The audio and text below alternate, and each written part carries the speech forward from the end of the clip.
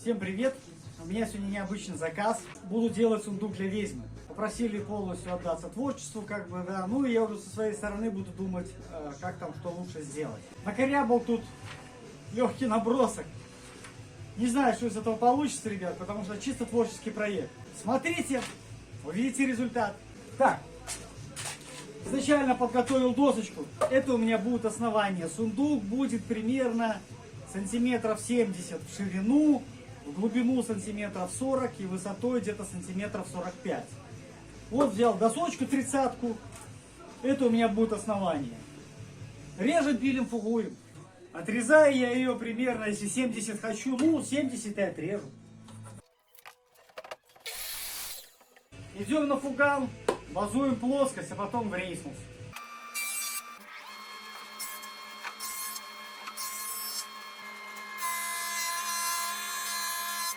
Пока деталька клеится, вот я слегонца пририсовал, не знаю, видно вам или нет, вот здесь у меня периметр, где будет стены сундука.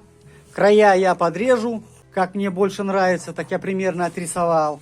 Теперь я знаю расстояние моих стен, передней, задней, боковых. Высота у меня будет, как я говорил, 45. Надо еще оставить на крышку. Ну, крышка, я думаю, сантиметров 15 будет у меня. Вот, соответственно, стены 45 отнимаем 15, получается 30. Все, у меня боковые, периметр перед-зад будет по 30 сантиметров высотой. Приблизительно, это не точно. Все, начинаем набирать материал. Вот, ребят, набрал дубовых обрезков. Валялись у меня вот эти кончуры, ждали своего часа. Они вон все с трещинами, но для меня это еще будет и красивее. Сейчас я их фугую и буду склеивать 30 на 30 сантиметров щиты, маленькие такие. Они у меня будут как боковые мои стенки. Еще один момент. Прежде чем работать, я сейчас отрежу вот эту сторону, чтобы у меня был угол 90 градусов. Это будет, так сказать, здесь будет задняя стенка, а здесь будет низ. Боковые стенки я подготовил. Они у меня толщиной по 4 сантиметра. Вывел угол 90 градусов с одной и с другой стороны. Эту часть я потом буду подрезать, так как мне нужно. Сейчас я их на склейку. Пока делал боковинки, нижняя часть уже высохла. Я вот прорисовал контуры, что у меня будет. Ну и сейчас на станок выпиливаю.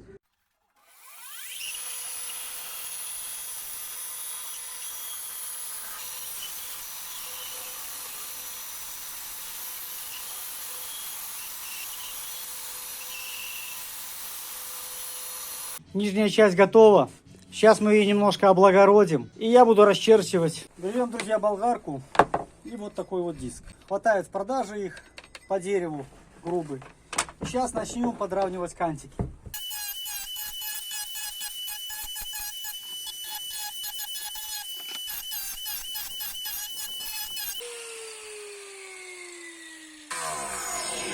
Вот эта штука очень здорово помогает быстро снимать древесину там, где мне это необходимо. Сейчас ставлю вот этот диск. Он 115. Беру поменьше, потому что если большой, очень плохо входить в заглубление. Наждачка 40-ка. Обороты уменьшаем, потому что будет гореть наждачка. Погнали!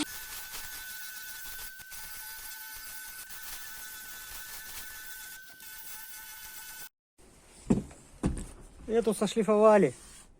Теперь берем машинку и начинаем шлифовать.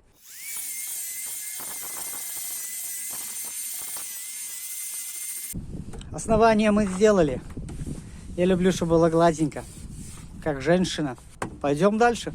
Расчерчил основание, чтобы понимать, где у меня будут стенки сундука. Все, начинаю по ним сейчас подбирать детали себе. Детальки высохли. Пилим в размер. Ну вот, пока что получается. Я тут, ребят, особо микроны не ловлю. Более-менее точно пилю, и этого будет достаточно. У меня тут завалялась ЧПУшка.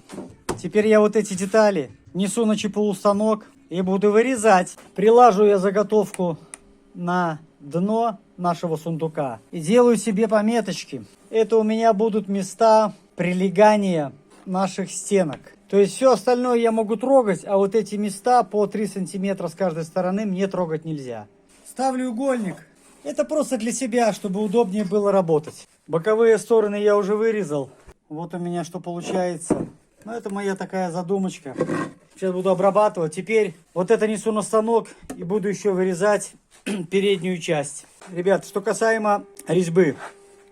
Она сейчас находится как бы внутри. Моя задача все вот эти вот края скрыть. Как здесь, так и здесь. Чтобы рисунок смотрелся более симпатично. Вот, собственно, результат. Здесь еще не сделано, а здесь уже сделано. Вот такая вот фрезочка у меня есть. Я и не снимал, как я работаю. А что там снимать? Шкрябаешь, да и все. Аккуратненько, чтобы не задеть резьбу. Первую сделал, пойду делать вторую.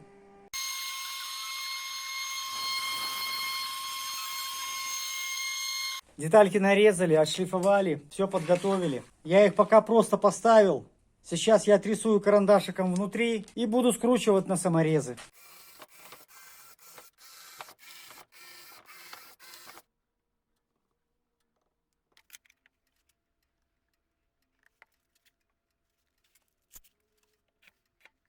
Ну вот, собственно, скрутили. Сейчас пока все такое не покрашенное, блеклое, особо не выделяется. Будем доводить до ума. Саморезы обязательно закрывать будем. Сейчас самое основное — крышка. Что касается крышки. Подготовил я брусочки. Ну, они просто обыкновенные его доски. Выбрал такие с сучками, чтобы были покрасивее. Сейчас я их буду запиливать и объяснять, что к чему. Крышка будет у меня нестандартная. Я не хочу просто ровные крышки. Будет такая своеобразная, кривенькая. Сейчас буду показывать, как я ее буду делать. Смотрите, я расчертил. Очень важный момент. Вот эта линия края, где будет заканчиваться крышка. И здесь крышка должна заканчиваться после того, как закончится стенка сундука. Разделил приблизительно по 5 сантиметров на разные части. Впоследствии сюда будут у меня прикручиваться доски. Как вы это сделаете, неважно. По 5 сантиметров, по 6, по 7, ну неважно. Вы потом поймете, когда я буду собирать, для чего это сделано. Один момент только важно, чтобы здесь и здесь это был край. Вот эту я напилил, прикладываю на следующую доску, отрисовываю и опять выпиливаю. Вот как-то так получается. Эти сделали. Теперь будем готовить доски по периметру наверх. Что касаемо досок. У меня сундук 50 сантиметров. Я хочу, чтобы они еще свешивались по краям. Крышка сама. Ну, примерно сантиметров по 8 с каждой стороны. Значит, мне надо доски длиной по 65 сантиметров. А учитывая вот эти вот мои линии, в среднем они по 5-7 сантиметров. Ну и буду, исходя из этого, подбирать материал. Вот взял доску, спилил у нее угол. Для чего спилил? Угол может быть произвольный. Я сделал под 45, но вы можете сделать себе как хотите. Для чего я его спилил? Я буду эту доску прикручивать вот таким макаром сюда. Следующая доска у меня, вот она пока все углы под 90 градусов. И спиливая вот этот угол, мне проще потом подогнать вот эти 90 градусов. Это упрощает мне задачу. Тут самое главное уловить вот эту тонкость. Как подгоняются углы. Чтоб, не кроны ловить не нужно, но все равно плотность какая-то должна быть. Все, я ее сейчас прямо и прикручиваю. Поставил метки примерно, где мне сверлить отверстие, чтобы прикрутить сюда к торцу. Первую доску я прикрутил. Вот у меня что получается. Схождение угла и все. Кто как ее прикручивает, вы уже смотрите сами. Капнул каплю пурклея, саморезы.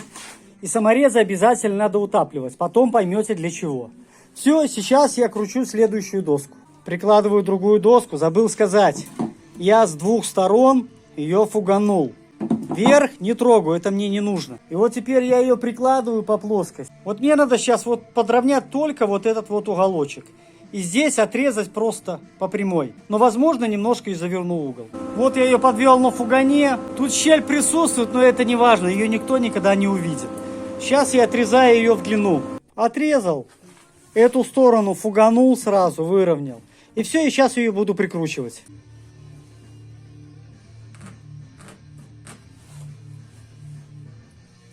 Вот мой следующий угол. Я просто вот эту досочку сразу отрезаю примерно с таким углом. Не надо чутелько попадать в тютельку. Примерно. Потихоньку преображаемся. Идем дальше.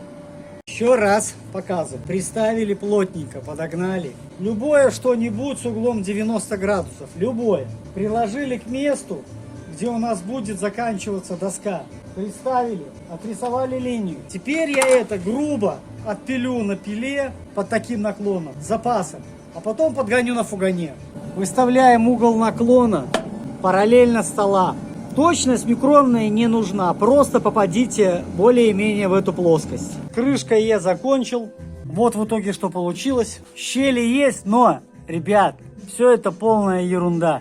Я в этой крышке воду носить точно не буду. Тем более, увидите результат в конце. Ни одна щель не будет видна. Сейчас я буду верхнюю часть ее облагораживать так, как мне нужно. Крышка получилась довольно мощная. Результат увидите дальше. Механическую часть мы закончили, пока временно. Сейчас будем приступать к творческой. Сейчас нам надо вот это вот, то, что мы накрутили, облагородить, навести красоту. И из этих досок, скажем так, сделать что-то более интересное. Сам процесс вы увидите, потому что объяснять здесь довольно сложно. Единственное, я покажу, чем я буду работать и что в итоге потом получится. Поехали дальше. Краткий обзор моего вооружения, так сказать. Чем я работаю, чем я буду сейчас доводить до ума. Вот у меня диски. Многие вы видели в продаже. Трехзубый диск. Почему трехзубый? Потому что он более безопасный. Все остальные это большой риск. С Китая такая плашечка здорово снимает плоские части. Такая чашка полукруглая, чтобы более уже изъяны делать полукруглые. И вот еще вот такая вот фреза. Тоже мне нравится она тем, что она снимает очень большой объем древесины. Безопасно, скажем так. Все, заряжаю сейчас в болгарку. Поставил пока вот этот диск, потому что мне надо снять большой объем древесины. Потом буду остальные ставить.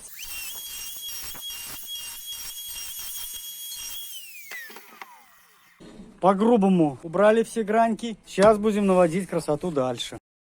Прорисовал я кое-где линии, чтобы придать изделию вид, который я хочу. Вот этой крыши, так сказать, нашей. Я вот карандашиком просто набросочки сделал. Сейчас я это все лобзиком повыпиливаю и буду доводить до ума.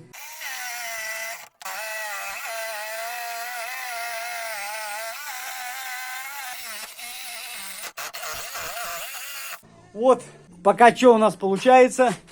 Блин, ребят, снимать и делать одновременно довольно трудно. Поэтому отблагодарите меня там каким-нибудь лайком, подпиской.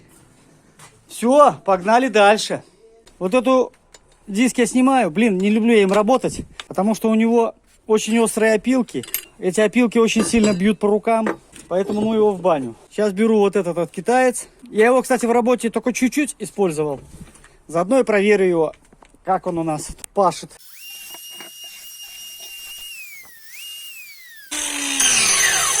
Короче, он не для этих работ. Он очень маленький. Надо было, если бы он был чуть больше по диаметру, 150 какой-нибудь, то было бы неплохо. А так я просто не долажу. Вот это уже проверено временем.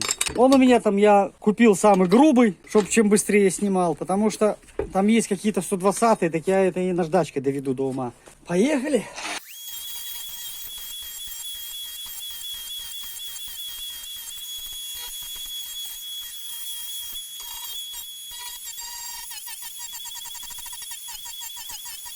Ну вот, что я тут накривил, пока по-грубому. Строго не судите. Работаю чисто творчески. Вот. Пока я еще сам не знаю, что я хочу добиться. Пилю, как воображение мне позволяет. Теперь берем наждачный круг, вот такой. 40-очку ставим и начинаем доводить до ума.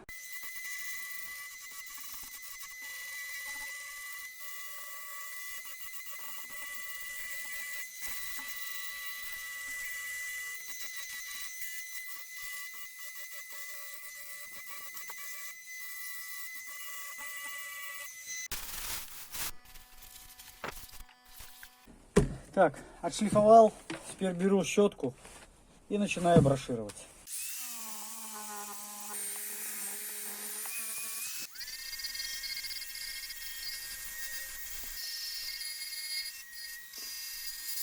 Не нравятся мне вот эти вот стороны. Сейчас я их буду облагораживать. Нашел я себе вот такая палочка у меня точеная. С пилорамы брат привез у них там. Отходы, короче, такие коротыши. Выбираю сторону, где больше сучков. И покажу, что можно с этого сделать. Карандашиком отмеряем нашу высоту.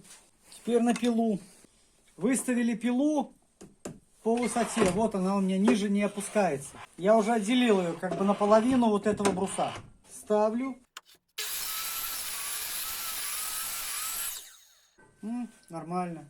Теперь поворачиваем на 90 градусов. На 90 градусов. И пропиливаем еще разок. Сейчас отрезаем ее. Вот примерно что у нас получилось. Сейчас ее сброширую, сгрублю. И все, и будем монтировать. Ну вот, ребят, что у меня получилось с этими палочками. Я думаю, вы поняли. Я ее сгрубил, сброшировал. Подогнал ее сюда и вставил. Она как раз мне и саморезы все закроет. И одновременно придаст мне вид тот, который я хочу. Поехали дальше.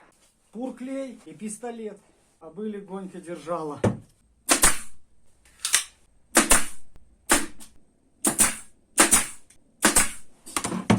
Вырезал я вот такие две полоски. Сейчас буду сверлить в ней дырки и отбивать молотком.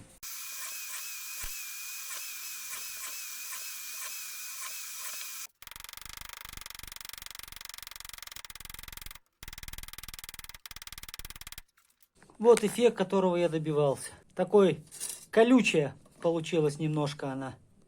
Что касаемо ленты. Нам надо закрыть вот эти вот дырочки некрасивые. Поэтому берем ленту, приставляем жменьку гвоздиков и начинаем ляпать.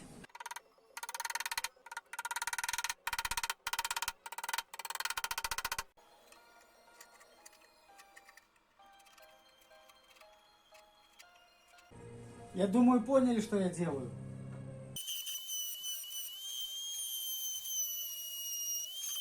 Сейчас немножко пробежимся, пошлифуем.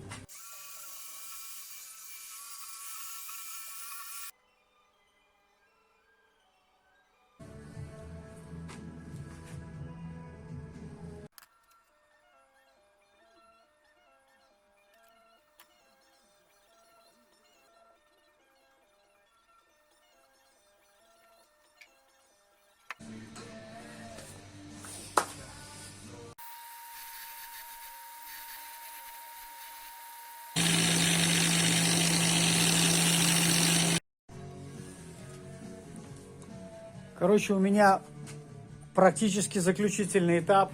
Сейчас буду красить. Что касается покраски, ребят, пока нанес я местами тонировку, красный, зеленый, потом рустикальный и махагон. Внутри не трогаю, внутри я просто обожгу. Губку берем и трем. Работа нудная, но ее надо делать. Таким способом проявляется вся древесина. И потом я еще буду наносить один слой красного, хочется добавить мне и зеленого сверху. Вот. Ребят, еще, я очень стараюсь, поэтому, если кому нравится, да, напишите, что к чему, и поддержите, может, лайком, каким комментарием, я не знаю. Потому что снимать вон уже ночь на дворе, а я еще тут. Видите, ребят, как резьба проявляется после шлифовки. Когда покрыто, оно ничего не видно. А когда начинаешь затирать, получается этот объем, тем более убиваем двух зайцев. Заодно мы заглаживаем всю поверхность. Знаете, скажу одно, что пробуйте. Не можно смотреть вечно какие-то вещи, да, но не попробовав, не поймешь. И ничего страшного в этом нету, даже если первый раз не получится. Знаете, у меня такое правило: не ошибается тот, кто ничего не делает. Очень много часто в жизни ошибался. Пробовал, там экспериментировал, терял средства какие-то. Но все равно вот как-то привел меня Бог вот к этим изделиям. Я не знаю вообще, ну, получается у меня, не получается. Вроде как людям нравится. Одно я скажу: кто хочет этим заняться, ребят, не бойтесь. Самое главное не ссать, как говорится. Вот. Все обязательно получится. Я еще раз повторю, ребят, я не профессионал. У меня нету никакого столярного образования. Я не умею рисовать. Просто у меня свое видение на эти вещи. Я их вижу, может быть, под каким-то своим углом, как мне это нравится. Оказывается, то, что нравится мне, нравится еще другим людям. И получается, я свои мысли воплощаю в идеи и в жизнь. Вот. Поэтому и вам небольшой такой советик ненавязчивый. Пробуйте, ребят, пробуйте, экспериментируйте. Там пишут, что это рустикальный стиль. Да я вообще не знаю, как он понятно, это рустикальный стиль, это или под старину. Я просто делаю то, что мне нравится. У меня нет такого понятия, как стиль. Я даже не знаю, какие там стили, на что они делятся и как они между собой отличаются. Я делаю то, что у меня просто в голове. Я вот вижу, например, что-то, вот мне понравилось там. Если те же ноги для стола я беру как ноги животного. Вот что-то общее беру. То есть, парю какой-то изгиб, мне понравился, бах, я его применил. То есть я не то, что это фантазирую. У кого-то что-то тоже подсматриваю, идеи, потому что, почему бы нет. Только не копирую, а стараюсь уже свое что-то сделать. Скопировать, понятно, это тоже можно, ничего в этом страшного нет. Вот. Но стараюсь свои идеи, именно то, что мне нравится, доносить. Так что я заговорился.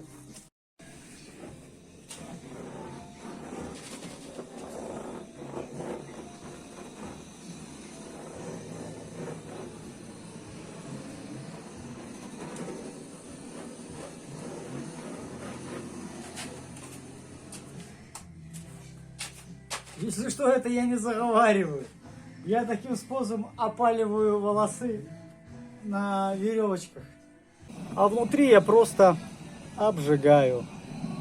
Легонько, чтобы проявить текстурку дерева.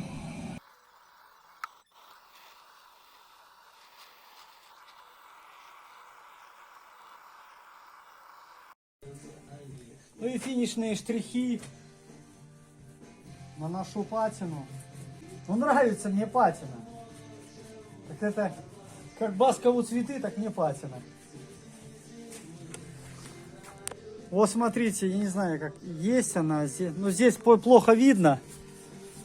Патину наносим практически сухим способом. Кисточку опускаем в патину, вытираем практически насухо и потом наносим. Друзья, я закончил. Получилось он у меня или нет, решать вам. По крайней мере, я очень старался. Пишите обязательно свои комментарии, подписывайтесь. Я стараюсь, чтобы это видео, может быть, кому-то зайдет, что человек сам начнет творить. Как получилось, а я уже сейчас покажу вам общий вид.